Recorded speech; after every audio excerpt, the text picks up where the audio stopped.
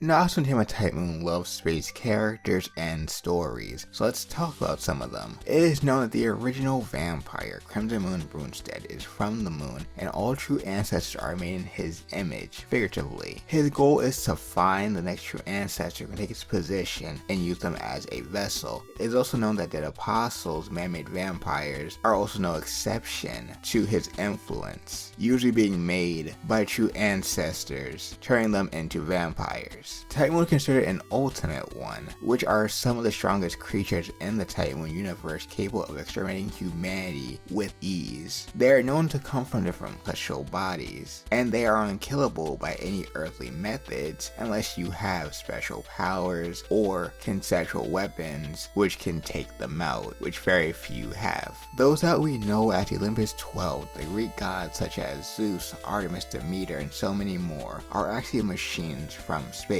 Coming from a different universe, they eventually found our solar system, and by extension Earth, integrating themselves into human society. As we see from Artemis, for example, her humanoid terminal is capable of developing their own feelings and agency. The antagonist of Cosmos Lost, Bel, the alien god, as far as we know, also comes from space, and their goal is to take over the Earth and whatever lost Bel is left remaining post-Earth bleaching. They are currently inhabiting the body of Olga Marie and had one of their apostles searching for a better host, that being the Oort Cloud, an ultimate one from the Oort Cloud. The servant known as Quetliqatle is actually an alien from space that is a parasite-like creature that has possessed many creatures and people as time goes on, meaning they can theoretically take many forms if summoned. Meanwhile, in the extra timeline, which also incorporates Extella, we have the Moon Cell, a supercomputer, the predatory planet known as Velber, that travels through space, sending its avatars to weaken the life forms on the planet so it can then consume the planet itself, explaining why Saber, depending on the timeline, either went to the Moon Cell or Earth, and also ended the Age of Gods before being slain by someone utilizing